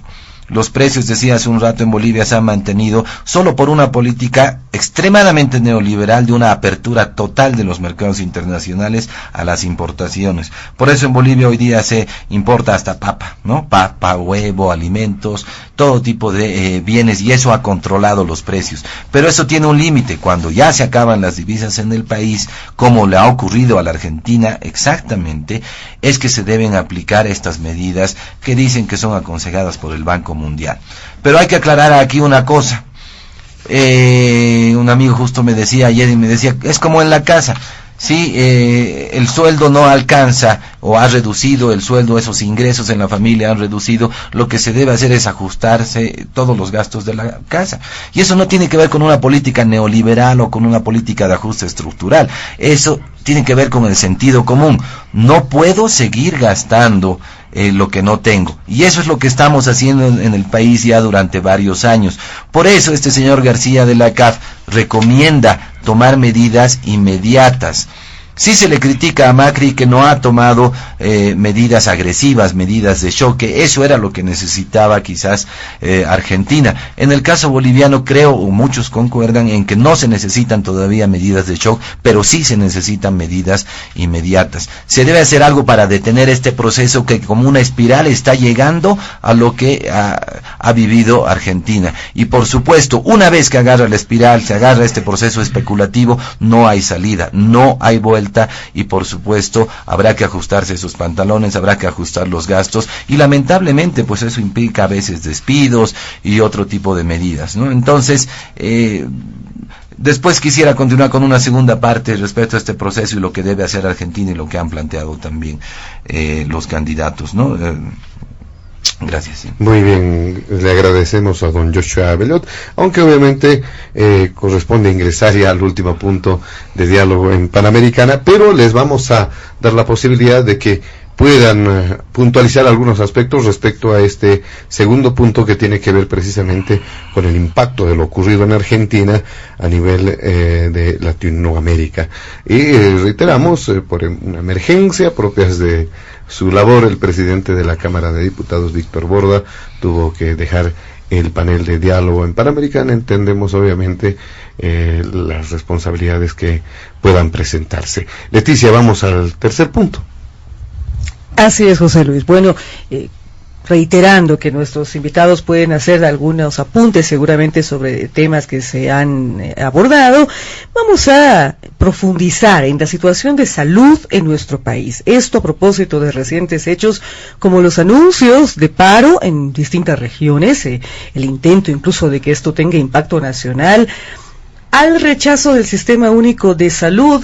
Hay que recordar que en las últimas horas la ministra del área, Gabriela Montaño, reiteraba la invitación al diálogo, y es más, ella decía que permanentemente existe la predisposición, y hay que tomar en cuenta que algunos han detectado presuntos tintes políticos en este tema, que obviamente atinge a toda la población en general, un tema delicado sin duda alguna. ¿Qué consideraciones puede realizar al respecto, doctor Carlos Ver? Leticia, voy a acoger la sugerencia de José Luis primero, un brevísimo comentario, porque se me quedó en el tintero. Efectivamente, coincido con el criterio del diputado Borda, de que no queremos que se repita la experiencia argentina en Bolivia. Por supuesto que no queremos. Pero tampoco queremos que se repita la experiencia venezolana, que es todavía peor. Y para evitar que se repita lo que ha sucedido en la Argentina, lo recomendable es que este gobierno salga, porque es su programa, su llamado modelo, el que nos está trayendo a una situación semejante. O sea, ni Argentina ni Venezuela. Los bolivianos estamos a tiempo de enfrentar los problemas con la experiencia que ya tenemos de la hiperinflación de los años 80. Por eso es casi una exigencia que los candidatos de la oposición le digan al país cuál es su programa económico de corto plazo, que es el que nos va a permitir enfrentar lo que se nos avecina. Bien, en el tema de la seguridad, de la salud, a ver, también debo lamentar que se ha ido el diputado Borda, porque coincidentemente hoy día sábado he publicado en mi columna el tema de uno de los puntos del pliego presentado por los médicos. La huelga, si es que se declara, ojalá no llegue, no se vean obligados a parar, porque eso daña mucho a las personas que necesitan atención médica. La huelga se desataría por 5 puntos. Uno de estos 5 puntos es el de la ley 1189. Y en mi columna abordo este tema, que lo voy a resumir enseguida, pero quiero hacer esta introducción. Miren, el tema de fondo es esta idea que por afanes electorales y afanes demagógicos el gobierno ha metido en los últimos meses del Seguro Universal de Salud, gratuito. Miren, un rápido diagnóstico de la salud en Bolivia nos muestra esto. El subsector público de la salud, o sea, los hospitales que dependen del Estado central, ¿no? Atienden aproximadamente, han estado atendiendo aproximadamente a 2,5 millones de personas cada año. Y con esos 2,5 millones se encontraba hasta hace 2 meses totalmente saturado, con serios problemas, y veíamos las filas, amanecían para recibir la ficha, y no solo eso, pagaban, al recibir la ficha pagaban un monto pequeño, pero pagaban creo que 15 bolivianos, algo así. Bien, el subsector de la seguridad de las cajas de salud, la Caja Nacional de Salud tiene en este momento 3.700.000 afiliados. Y las otras cajas, redondeando, digamos que atienden a 1 millón. Haciendo un total de 7.2 millones de bolivianas y bolivianos con atención de salud hasta el día anterior a que entre en vigencia el llamado Seguro Universal de Salud. Añadamos a esto, prudentemente, 500.000 más de personas que consiguen atención de salud en el subsector privado, pagando, tienen plata, en fin. Total, 7.7 millones. Pero sucede que ahora en Bolivia hay más de 11 millones de habitantes. En consecuencia, cuando el gobierno, por razones electorales, demagógicamente, habla e implanta el llamado Seguro Universal de Salud, lo que pretende hacer, o no se habrá dado cuenta, vaya uno a saber, ¿no? Porque ya este gobierno nos tiene acostumbrado a unas improvisaciones terribles, no se dio cuenta de que estaba abriendo las puertas para otras 4 millones de personas, otros 3,5 millones de personas, que solo podían ser atendidos en el subsector público ya colapsado con 2,5 millones. O sea, ¿qué sentido tiene esto, no? Cuidado que el efecto boomerang les afecte. Implantaron esto tratando de ganar apoyo en la población, pero el desorden está creciendo día que pasa y puede tener efectos contrarios. Ahora, si todavía tengo tiempo, quisiera referirme a esto de la ley 1189. ¿Qué es la ley 1189? ¿Saben qué es lo que ha sucedido? La Caja Nacional, con esos 3.700.000 afiliados, tiene una capacidad instalada hoy para atender a no más de 1.100.000. Por eso es que los servicios en la caja son tan deficitarios, tan de mala, no calidad, ¿no? Pero son muy problemáticos. Largas filas y más que filas, turnos, ¿no? Yo estoy afiliado a la caja. Entonces, para conseguir que me hagan un análisis de laboratorio, tengo que sufrir unas 3 veces de ida, y cuando logro tener la orden para el laboratorio, tengo que hacer turno de hasta 1 mes y medio, 2 meses para tener el laboratorio. Hasta eso, ¿qué pasará en mi cuerpo? ¿No? Entonces, ese es el problema, por un lado. Por otro lado, la caja tiene en saldos de plata efectiva, activo disponible, o la gente conoce más como saldo en caja y bancos, 6.700 millones de bolivianos. Hace casi 10 años que eso está creciendo. Hoy, hasta el diciembre de 2018, 6.700 millones de bolivianos. Bien. O sea, no es que no tienen plata para aumentar su capacidad instalada. Bien. El año pasado, en julio del año pasado, como ya no pueden atender la crisis interna, la caja, el directorio aprobó un plan nacional de desarrollo y crecimiento de la caja.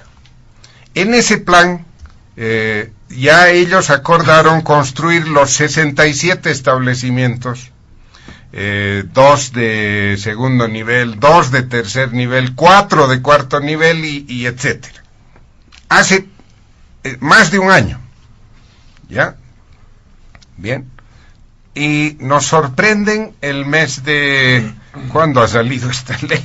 El junio, nos sorprenden con la ley 1189, el legislativo asumiendo el rol de palanca para dar soluciones a la caja, y simulan en el artículo 2 de esta ley que le están ordenando, le están impulsando a la caja a que adopte lo que ya había decidido en su plan de desarrollo. Entonces, claramente, no era ese el objetivo. Es simplemente una simulación. ¿Para qué? Bueno, en el artículo 6 de esta ley 1189 aparece una norma curiosísima. Dice, financiamiento para cubrir ese plan que ya fue aprobado hace más de un año. Los recursos específicos, su plata, los 6.700 millones y lo que recaudan cada año.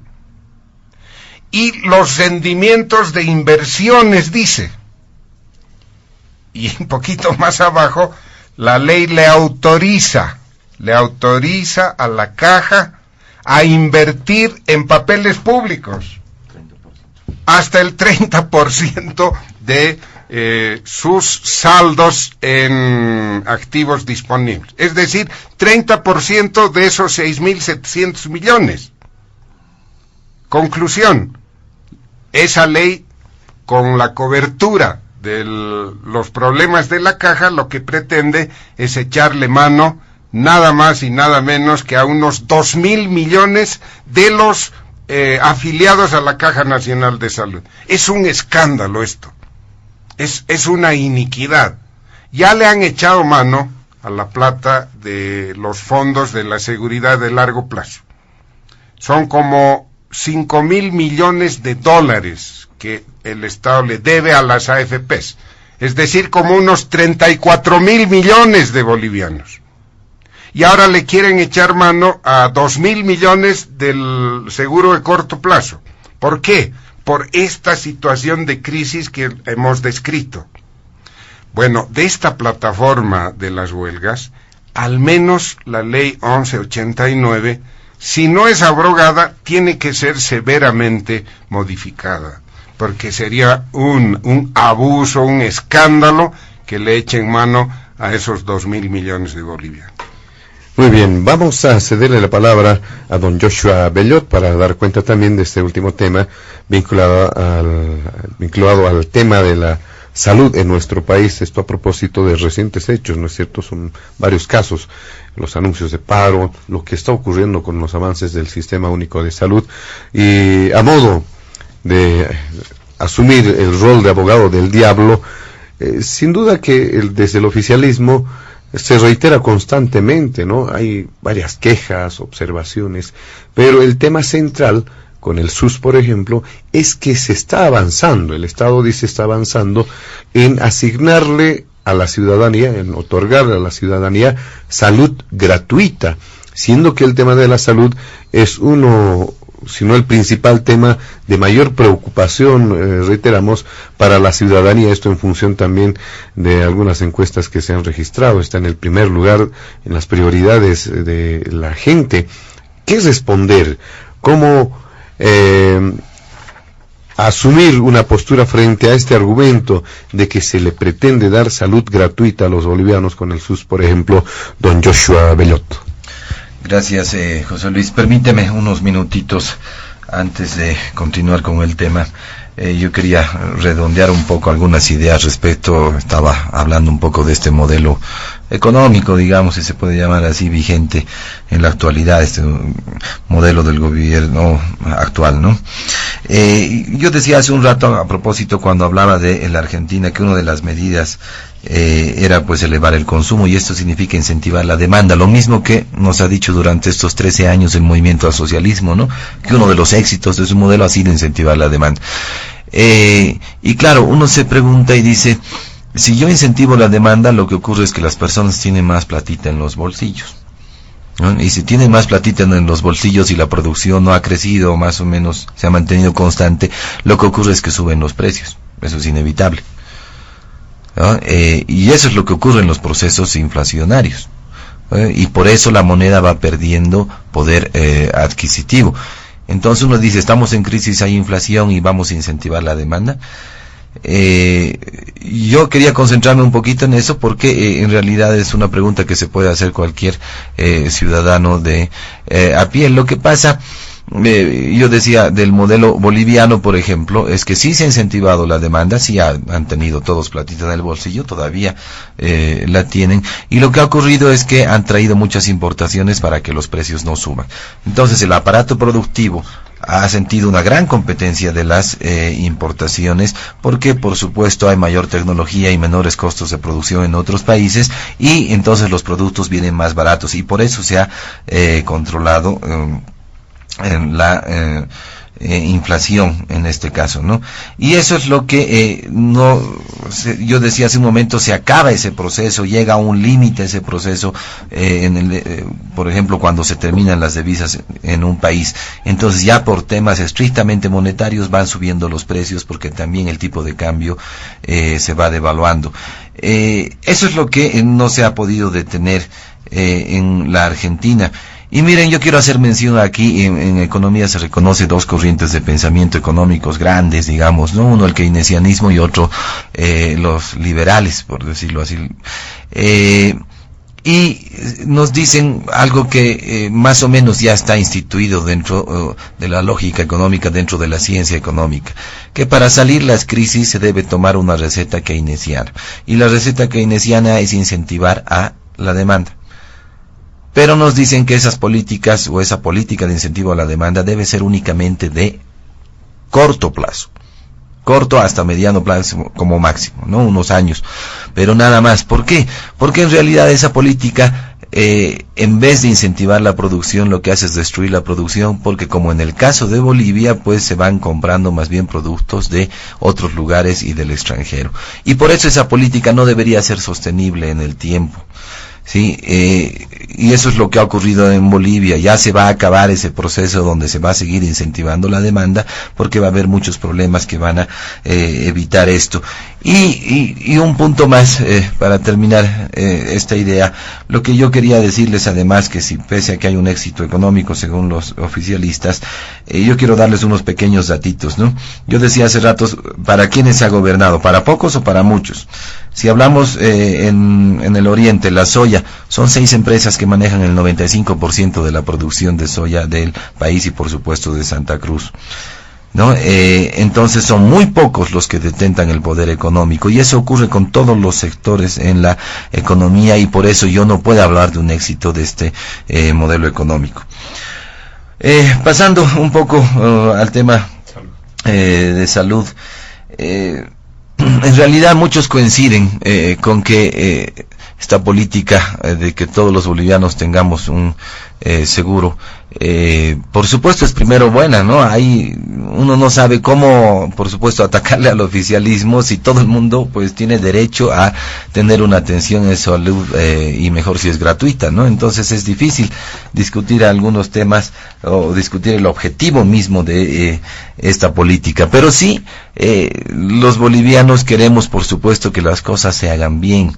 Ya por algunos datos que nos ha mencionado Carlos Bort, sabemos que, por supuesto, ha sido una medida muy improvisada, ¿no? Por eso que hay quejas constantes del sector médico, porque, por ejemplo, dicen que la inversión no alcanza, ¿no? La inversión que ha prometido o ha comprometido el gobierno no alcanza. Yo hablaba con algunos médicos en Oruro, en realidad en una provincia, en una ciudad intermedia, Chayapata, y me decían, claro, hemos pasado al sistema único de salud y teníamos algunos meses los insumos de los anteriores programas de gobierno, el SUMI y otros, algunos medicamentos e insumos, y no hemos tenido problemas cuando ha entrado en vigencia el seguro de salud. Pero ya ha pasado algún tiempo y esos problemas se empiezan a suscitar, porque claro, no venía inversión para cubrir toda la cobertura nueva con el seguro de salud, y esos medicamentos, por supuesto que los tenían en stock, se han ido acabando, y ahora es que se ven serios problemas. Y decía, entonces lo que queremos es que se hagan bien las cosas, pero como parámetro nos sirve la Caja Nacional de Salud. Todo el mundo sabe de los problemas de ineficiencia, de corrupción. Hay problemas pues también políticos, porque los puestos de mando, las gerencias, el gobierno central pues coloca a personas incluso que no tienen nada que ver con la profesión. Entonces hay esos problemas, hay burocracia, hay falta de medicamentos, hay falta de camas, no hay una atención rápida, oportuna, hay demoras en el pago de los medicamentos, falta insumos, por supuesto, para las operaciones. Entonces, miren, hay un conjunto de problemas, y una de las principales críticas entonces a este gobierno es que en los 14 años no ha hecho nada por la salud. Estas construcciones de hospitales ya habían sido comprometidas muchos años atrás, ¿no? Creo que era el 2015, y en realidad los médicos y algunos administradores, trabajadores de la caja, ahora se quejaban a propósito de esa ley que mencionaban hace un momento.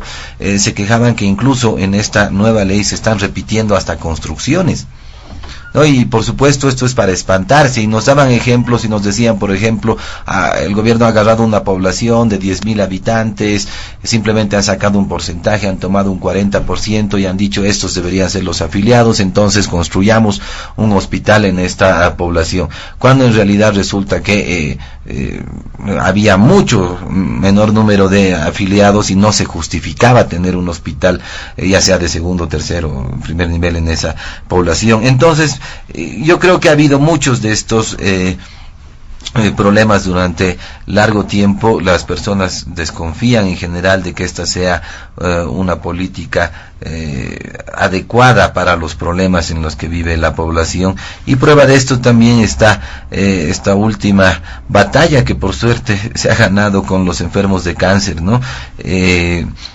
Por fin han dado brazo a torcer, por fin va a haber una atención gratuita a una enfermedad que realmente trae muchos problemas a la población en su conjunto.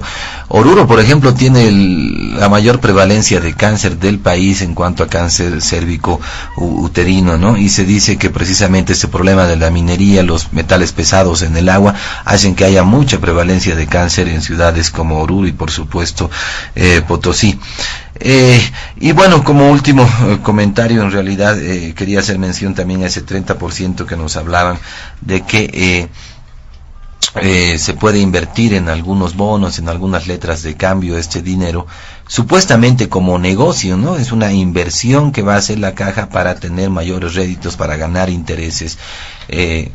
Pero primero que por supuesto esta es una política de mercado, y por lo tanto podríamos decir que es una política neoliberal, ¿no? Y lo segundo, que claramente está faltando circulante en el país. No solo se ha tomado el dinero de las AFP, sino también se ha hecho repatriar ciertos capitales a los bancos. ¿Y por qué? Precisamente porque falta este circulante, ¿no? Entonces el gobierno está desesperado, no sabe de dónde sacar dinero para mantener esta supuesta estabilidad que vivimos en el momento, y lamentablemente se acude ahora a la salud, ¿no? Que es algo tan delicado, tan sensible en la población. Por supuesto que este dinero se podría invertir en mayor infraestructura, en mejorar la atención, en comprar insumos para las personas. Creo que eso es lo importante, y no estar utilizando el dinero de los bolivianos, que debía estar destinado a salud, para tapar otros parches que puedan servir para mantener esta estabilidad económica, ¿no? Muy bien, le agradecemos a nuestros invitados especiales de este fin de semana. De esta forma, amigos de todo el país, llegamos a la finalización de Diálogo en Panamericana. Leticia, importante lo que se expuso en esta jornada. Seguramente, José Luis. Amigos, gracias por habernos acompañado, y nuevamente este saludo a nuestros invitados que nos han orientado con diferentes visiones, perspectivas sobre estos temas coyunturales. Agradecemos la presencia de nuestros invitados especiales del fin de semana. La presencia del presidente de la Cámara de Diputados, Víctor Borda, tuvo que dejarnos un poco antes de la finalización del programa por algunas responsabilidades propias de su cargo. Él ha presentado las disculpas debidas, nosotros entendemos. También la presencia del analista, investigador y exautoridad de Estado, don Carlos Ver, y al analista también, don Joshua Bellot, primera vez su participación acá en Diálogo en Panamericana. A nombre de mi compañera de trabajo, Leticia Benavente, y quien les habla, José Luis Flores, el compromiso de retornar el siguiente fin de semana. Sin antes no nos despedimos sin antes reiterar nuestras congratulaciones, nuestro saludo a la enseña patria el Día de la Bandera en esta jornada, precisamente incorporándonos en un sentimiento de bolivianidad que se refleja muchas veces precisamente en la tricolor boliviana. Amigos de todo el país, eso ha sido todo. Permiso. Diálogo en Panamericana.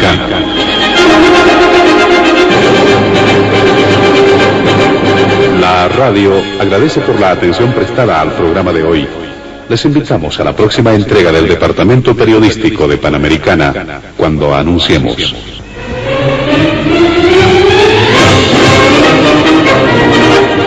Diálogo en Panamericana.